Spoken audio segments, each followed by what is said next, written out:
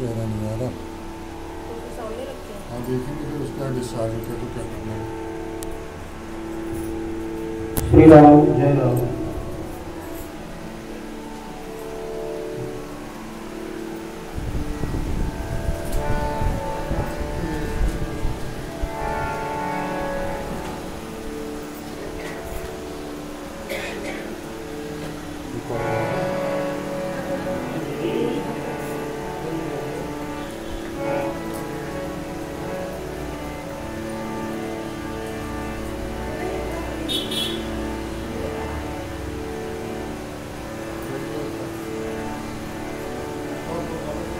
श्री राम राम राम श्री राम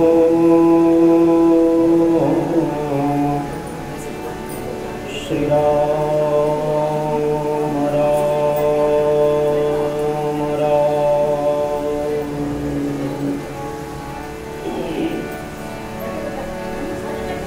श्री सीतानाथ समारंभां श्री रामानन्दामध्यमाम्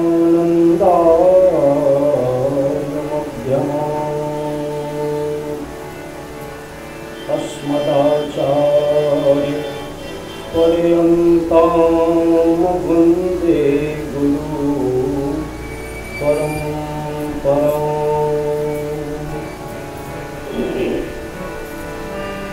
नारायणं नमस्कृत्य नरं चैव नरोत्तमं देवीं सरस्वतीं व्यासं ततो जयमुदीरये।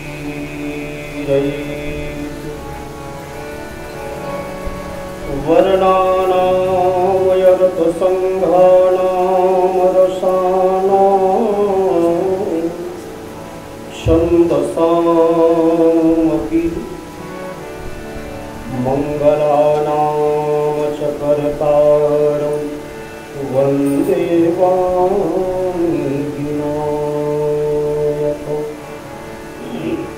अतुलितबलधामम् हिमशैलावदेहं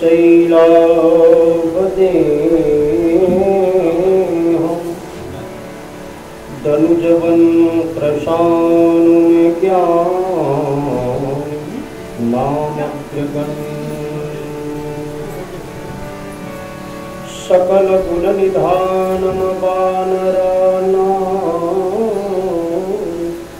द्विषं रघुपतिं प्रियभक्तं वातजातं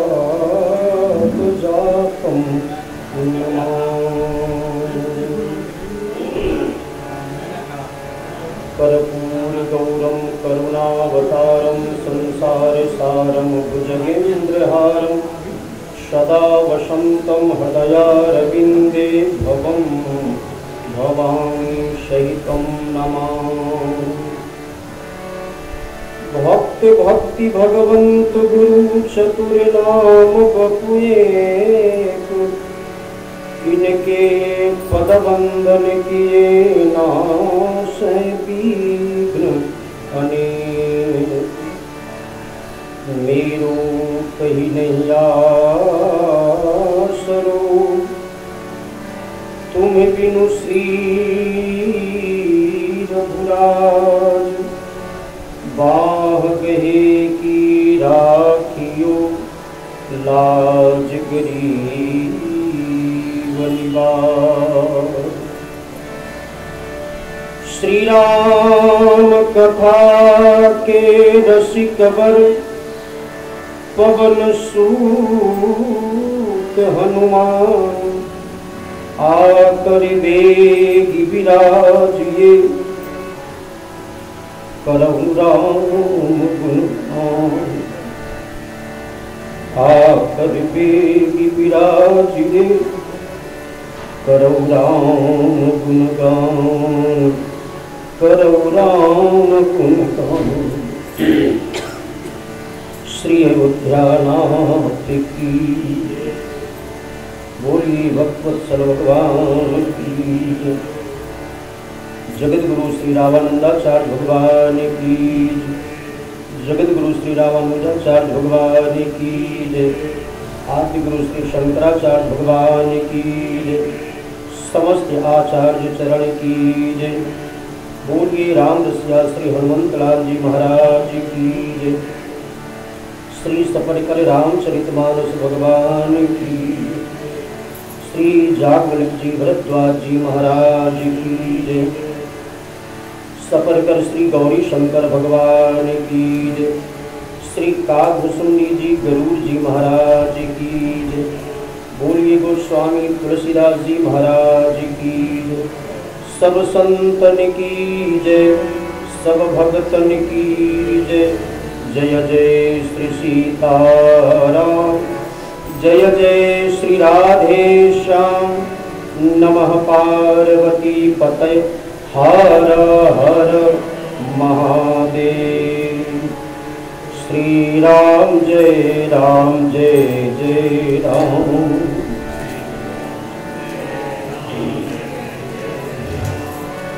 श्री राम जय जय राम। श्री राम जय जय राम। श्री राम जय जय राम। श्री राम जय मंगल भवन अमंगल हारी। मंगल भवन अमंगल हारी। द्रवहु सुदशरथे अजिर बिहारी। द्रवहु सुदशरथे अजिर बिहारी। जय जय जय हनुमान गोसाई। जय जय जय हनुमान गोसाई। कृपा करो गुरुदेव की नाई। कृपा करो गुरुदेव की। सीताराम चरण रति मोरे। सीताराम चरण रति मोरे। अनुदिन बढ़ऊ अनुग्रह तोरे। अनुदिन बढ़ऊ अनुग्रह तोरे। जय सिया राम जय जय हनुमान। जय सिया राम जय जय हनुमान। सीताराम जय सीताराम। सीताराम जय सीताराम। बोलिए श्री सीतारामचंद्र भगवान की। श्री वृंदावन बिहारी लाल की। समस्त आचार्य चरण की जय जय श्री सीताराम। जय जय श्री राधेश। नमः पार्वती पतये हर हर महादेव।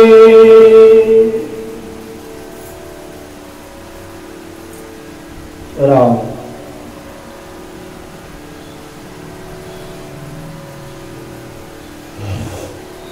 श्री प्रभु कृपा से हम लोग अतिशय भाग्यशाली हैं जो इस भारत भूमि में मानव शरीर प्राप्त करके गायन्ति देवात्किल गीतकानि धन्यास्तु ते भारत भूमि भारत। स्वर्गापवर्गास्पद मार्ग भूते भवन्ति भूयः पुरुषा। हमारे पूज्य गुरुदेव कहते कि मनुष्य का शरीर प्राप्त करने के उपरांत जीव को 3 अत्यंत दुर्लभ है। वो सहज सबको प्राप्त नहीं होता। प्रथम यह कि भगवान कबहू करुणा करके अपनी अहेत की कृपा से हमें यह मनुष्य का शरीर प्रदान करें, ये दुर्लभ है। गोस्वामी जी ने भी लिखा, बड़े भाग्य मानुष तन पावा सुर दुर्लभ, इसलिए गायंती देवा किल गीत गानी। सबका नहीं, शायद आप जितने यहां विद्यमान हैं आप सबके यश गायन कृति यश गाथा देवलोक में बैठे देवता लोग भी कर रहे होंगे, क्योंकि जिनको दुर्लभ नहीं, दुर्लभतर नहीं, दुर्लभतम तत्व प्राप्त हो जाता है, ऐसे भाग्यवानों के कीर्ति सुयश जीवन गाथा का गुणगान देवलोक में बैठे, जो इस लोक से तीसरा लोक है, वहां इसकी व्यवस्था नहीं है जो आपको सहज प्राप्त हो रहा है। तो गायंती देवा किल गीत गानी धन्यास्तु ते भारत भूमि गानी। प्रथम दुर्लभ यह है कि मनुष्य का शरीर प्राप्त हो जाए। ये भगवत प्राप्ति के लिए सबसे सुगम और सहज साधन यह मनुष्य का शरीर है, जिससे भगवत प्राप्ति संभव है। ये दुर्लभ है। अच्छा, दुर्लभतर क्या है? तो हमारे पूज्य गुरुदेव कहते कि मनुष्य का शरीर तो बहुत लोगों को प्राप्त हुआ। मनुष्य की योनियों में इस ब्रह्मांड में जाने अनेक कंट्री हैं, देश हैं, सभी देश में मानव योनि में आने वाले बहुत जीवात्म चेतना है। तो क्या सब दुर्लभतर कहा जा सकता है? नहीं। जिनका जन्म भारत माता की गोद में प्राप्त हुआ है, ये दुर्लभतर है। कभी आप लोग ऐसा सुना है कि फ्रांस माता की जय, इंग्लैंड माता की जय? मां की संज्ञा अदर कंट्रियों को नहीं प्राप्त हुआ है। अफ्रीका माता की जय, चीन माता की जय। लेकिन जो ही हम जिस देश में भगवान ने मेरे को जन्म दिया है, या जीवा पर, किसी भी जीवात्म चेतना के जीवा पर जब यह शब्द आता है तो बरबस न चाहते हुए सबके हृदय से आवाज निकल पाती है, भारत माता की। ये कहने की आवश्यकता नहीं है। इसका मतलब कि हम मां के गोद में सुरक्षित बैठे। बालक कभी भी अन्य जगह सुरक्षित हो न हो, लेकिन मां का एक ऐसा गोद है कि वहां जीवात्म चेतना हर तरह से अपने आप को सुरक्षित महसूस करता है, क्योंकि वहां वात्सल्य है, प्रेम है। तो मां की गोद में भगवान ने मेरे को भेजा है। कि भारत माता को मां की संज्ञा परमात्मा ने दी। तो दो दुर्लभतर। अच्छा ठीक है, दुर्लभ मानव का शरीर भी मिल गया, दुर्लभतर भारत भूमि में भी भारत ऐसे मां की प्राप्ति हो गई, उनका गोद की सन्निधि प्राप्त हो गया। तो क्या दुर्लभतम प्राप्त हो गया? बोले एक सीढ़ी अभी और है, वहां कोई दुर्लभ लोग चढ़ते हैं। जब तक के वह सीढ़ी तक हमारी यात्रा नहीं हुई, तो भारत भूमि में भी मानव शरीर प्राप्त करने के बाद अभी यात्रा बहुत दूर है। ये कौन सी है भाई? ये कौन सी सीढ़ी है जिस मुकाम तक कोई बिड़ले पहुंचते हैं? यही वह सीढ़ी है जो सीढ़ी आप सबको सहज प्राप्त हो रहा है। यह तीसरा जो सीढ़ी है, ये भगवत कथा सत्संग है। आज भगत जी मेरे को कह रहे थे, महाराज जी हम तो कथा के बिना, मैं जानता हूं इनकी प्रकृति को, कथा ही जिसकी खुराक बन जाए। दुनिया में और वस्तु मिले न मिले, लेकिन भगवान की कथा के बिना हम एक क्षण भी न रहे, ये दुर्लभतम है।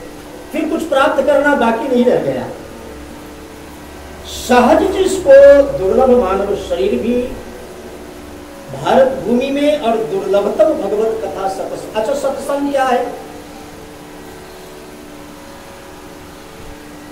ये बड़ी गंभीर विषय है। हम सत्संग की व्याख्या तो करते हैं, नाम संबोधन करते हैं। भगवान शिव ने भी कहा, बार बार बर मांगो हर्षि देव श्रीरंग पद सरोज अनपायनी भगति सदा। सत्संग पर पड़ा भगवान शिव रखते हैं। लेकिन प्रश्न है, थोड़ा इसको कम कर दो अभिषेक, थोड़ा ये वाली भैरू थोड़ा इधर ये वाली, हाँ थोड़ा इधर। जय सिया राम। हाँ बस। भगति सदा सत्संग, ये बड़ा ही गंभीर विषय है, क्योंकि ऐसा ये साधन निरंतर सतत तो प्राप्त हो नहीं सकता है किसी जीवात्मा को। सतत सत्संग इसका मतलब कि 24 घंटा हम उसी में बैठे रहे। तो कोई 24 घंटा प्रवक्ता या तो सुनाए, श्रोता बैठकर सुने, ऐसा भी संभव नहीं है। तो फिर ऐसा भगवान ने, गोस्वामी जी ने यह क्यों कहा भगति सदा सत्संग? ये सत्संग है क्या? ये बड़ी गंभीर विषय। जितने देर तक किसी महापुरुष अथवा किसी व्यासपीठ से हमको किसी शास्त्र पुराण की कथा मिले, उन विषयों को सतत चिंतन करना ही सत्संग है। निरंतर उसी में मन को लगा, अंतःकरण जो चतुष्टय है, मन चित्त बुद्धि और अहंकार, सतत उसी का भगवत चिंतन करता रहे, नाम रूप लीला धाम का, यही सत्संग है। एक क्षण भी भगवत नाम के बिना, भगवत धाम के बिना, भगवत रूप के बिना और भगवत लीला के बिना, जो साधक है, इसके बिना और संसार में सब वस्तु की प्राप्ति हो जाए, लेकिन प्राप्ति होने के बाद भी जिसको असंतोष की वृत्ति हो, अपने को असहज महसूस करे, जो निरंतर भगवान के चतुष्टय नाम रूप लीला धाम का निरंतर जो चिंतन करे, यही सत्संग है। सोते उठते बैठते, इसलिए गोस्वामी जी ने नाम की सुलभता इस कलयुग में सुलभ करा है। एक क्षण भी जो भगवान के अंतःकरण का, यह अंतःकरण चतुष्टय श्री विग्रह है, नाम रूप लीला और धाम, एक क्षण भी इसके चिंतन का बिना न रहे साधक, यही सत्संग है। उसको सदा, इसलिए भगवान शिव निरंतर इसी में डूबे रहते। एक क्षण भी कोई वक्ता मिल गया तो बैठ के सुन लिए, कोई श्रोता मिल गया तो सुना दिए, और कोई न श्रोता मिला न वक्ता मिला तो उसी में डूब गया, उसी नाम रूप लीला धाम में, यही सत्संग है। भगवान शिव कहते हैं कि एक क्षण भी प्रभु मेरा मन, मेरा चित्त, मेरी बुद्धि, अंतःकरण जो चतुष्टय है, ये आपके चिंतन से वंचित न रहे, ऐसी आपके बात है। तो गायंती देवा किल गीतकारी धन्यास्तु ते भारत भूमि, जिनका ऐसी स्थिति होता है, ऐसे भाग्यवानों के कीर्ति के गान देवलोक में बैठे वो देवता लोग भी करते हैं। तो आप सब आज से जो संकल्पित हो रहे हैं 9 दिनों के लिए, कहा तो एक निमित्त नहीं, एक दंड नहीं, एक घड़ी नहीं, बल्कि भगत जी तो कह रहे थे कि हमारा 3 बजे से शुरू हो जाए। तो मैंने कहा कि अब जैसी आप सबकी सुलभता, मैं तो हर तरह से तैयार हूँ, लेकिन ऐसी चर्चा आई कि गर्मी बहुत है, तो सब जैसे आप अनुकूल करें उसके अनुसार 8 बजे तक हो, बहुत अच्छा, जितने बजे तक आप सहज बैठकर सुन सकें। दूसरी बात, जो कथा आप लोग सुनने के लिए आज संकल्पित हो रहे हैं, कथाएं बहुत होती है, राम कथाएं,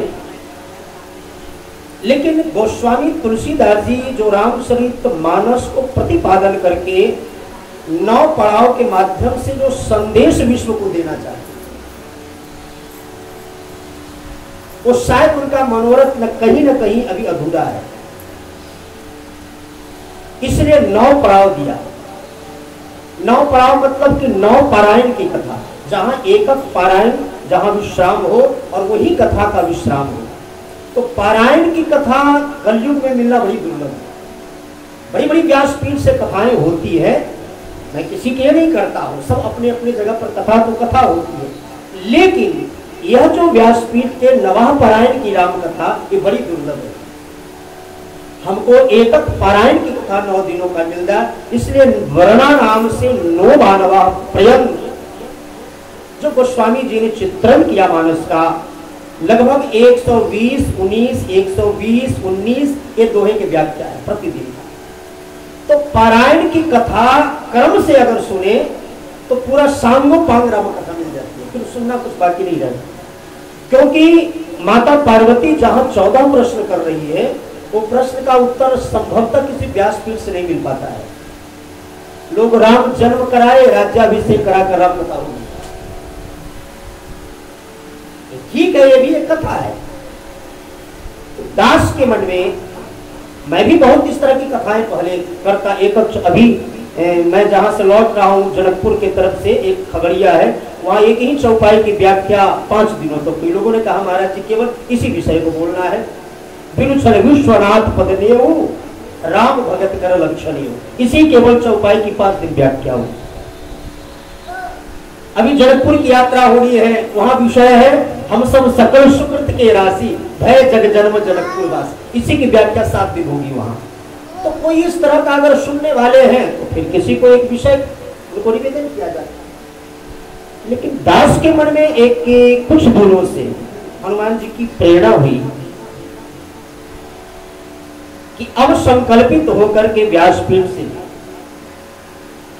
9 दिनों में जो गोस्वामी जी नवाह की कथा लिखे हैं, वो नवाह की कथा मेरे को सुनाया जाए। शायद हनुमान जी की इच्छा बनी करीब 2-3 महीना पूर्व। तो दास के मन में भाव आया कि प्रथम कथा श्री धाम अयोध्या से ये पूरी हो। तो उसके लिए एक अब मन में जब जैसे जैसे भार बना तो एक पोथी, एक व्यवस्थित पोथी भी साथ साथ में चले। तो मैं तो बड़ा भाग्यवान श्री भगत जी को कि ये पोथी जो जहां जहां चल रही है, ये भगत जी का ही सब सौभाग्य प्राप्त हुआ। मैंने निवेदन किया तो इन्होंने सहज कहा महाराज जी इसको मंगवाया जाए। तो ये श्री वाराणसी काशी से ये पोथी आई और प्रथम पोथी वहां विश्व हिंदू परिषद के नेतृत्व में ये प्रथम कथा हुई, नवाह की कथा। सुबह में पारायण होता और फिर सांगोपांग कथा होता। लोगों ने कहा महाराज जी इस तरह की कथा अब तक राम कथा तो बहुत सुना, लेकिन पारायण के क्रम से कथा ये दुर्लभ था, सांगोपांग कथा दी। और ये शायद उसी कड़ी में इसके बाद डेट तो पहले नोट हो गया था जयपुर का, वो श्री रवासा जो पीठ है वहां कथा होनी है, वो 24 जून से 23 या 24 जून से है, गुरु पूर्णिमा के अवसर पर। तो वो डेट तो 7 वर्ष पहले था, उसके पहले अखिलेश भैया लाइन में लगी। तो दूसरी बात मन में आई कि एक वेदना आई, एक श्रोता कहीं के थे, बड़ी वेदना से उन्होंने कहा कि महाराज हम तो बहुत पैसे वाले हैं नहीं और न मेरे पास इतनी व्यवस्था है, तो क्या कभी मैं ऐसी कथा सुनना चाहूं तो हमको कैसे प्राप्त होगा?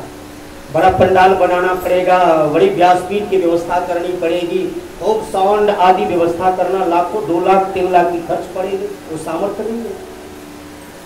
तो फिर मन में एक वेदना आई, हनुमान जी से मैंने प्रार्थना किया कि हनुमान जी ऐसी भी व्यवस्था कराए कि सहज किसी को कोई व्यवस्था न करना पड़े। सहज कथा, देखो हमारी परंपरा में जितनी व्यवस्थाएं, ये अपनी व्यवस्था हो, कथा नहीं, व्यवस्था कथा नहीं हो सकती, पंडाल कथा नहीं हो सकती, ये व्यवस्था है, बड़ी पंडाल बन जाए, बड़ी व्यवस्था बन जाए। लेकिन हमारी व्यासपीठ की जो परंपरा है वो तो केवल एकांकी कथा है। भगवान शिव भी माता पार्वती को वट वृक्ष के नीचे अकेले कथा सुना रहे, मुनि भरद्वाज प्रयाग में अकेले कथा सुना, कोई पंडाल नहीं।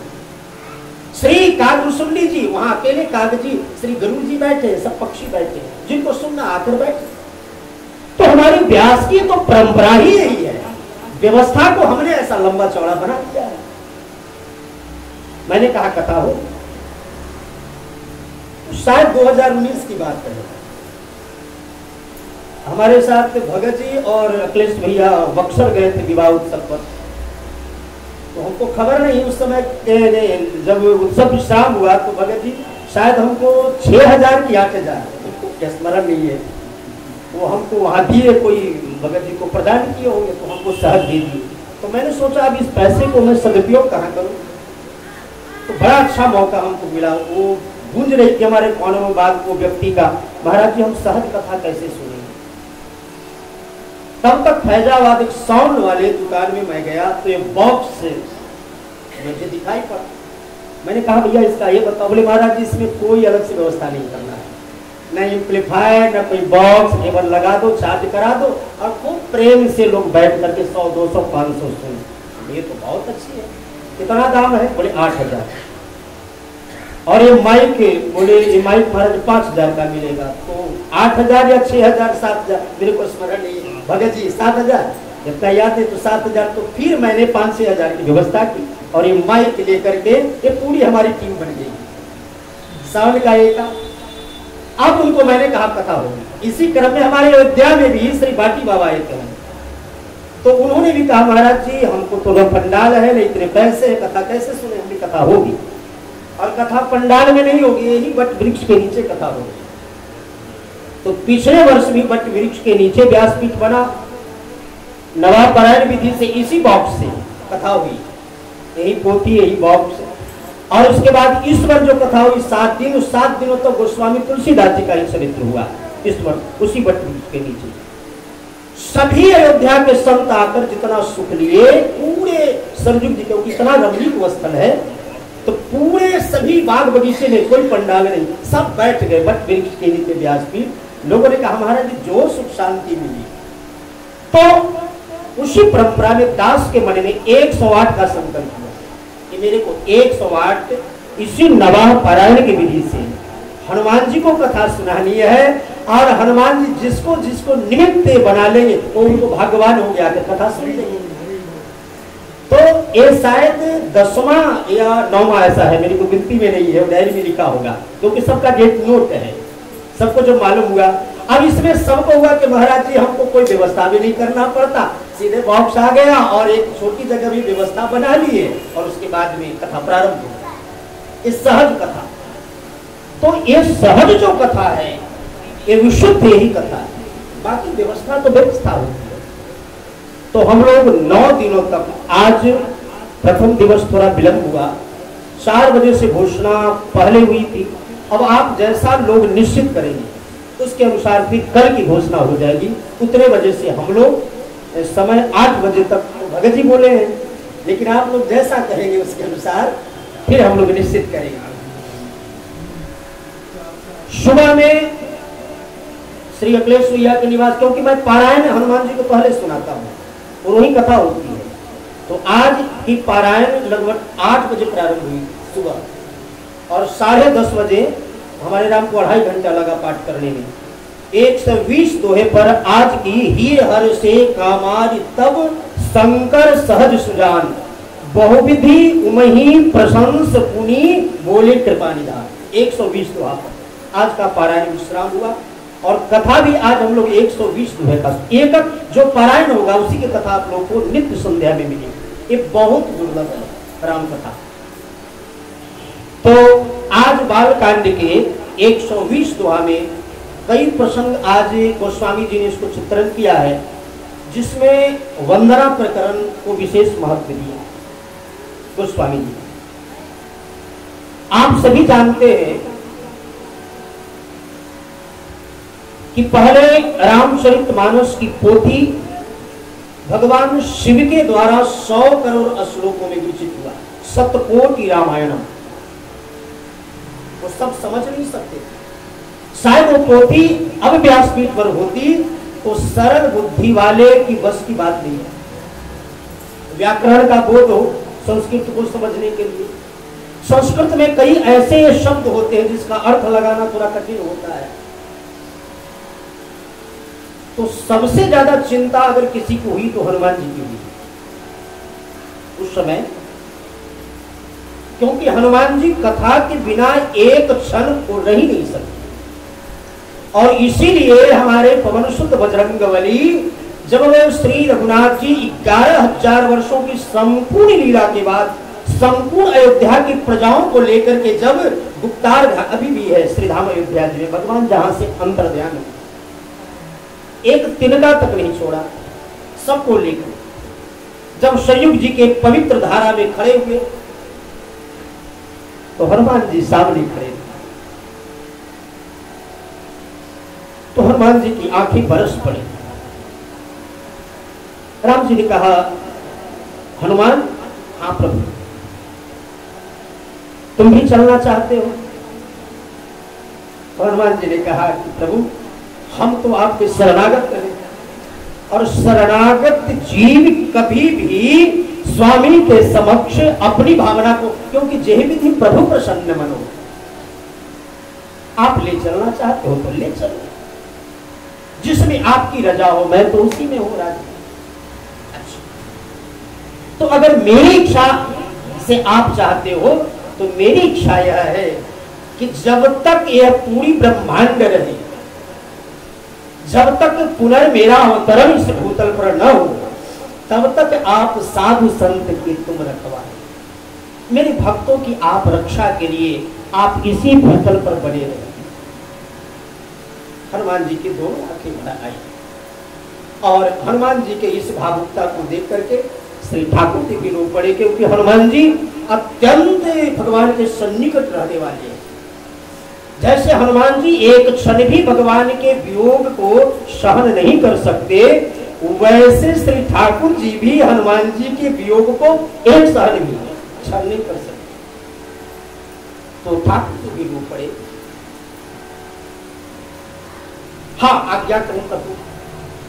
हनुमान जी ने कहा कि प्रभु, ब्रह्मांड नहीं, भूतल नहीं, जब तक आपकी इच्छा हो आप जहां कहें मैं बना रहूं, लेकिन एक मेरे मन में मनोरथ, कभी आपसे मैंने कुछ कहा नहीं, एक मेरे मन में इच्छा है, शायद अगर मेरी इस इच्छा को आप पूर्ण कर दें तो जीवन पर्यंत मैं इसी पृथ्वी पर बना रहूं। हाँ बोलो।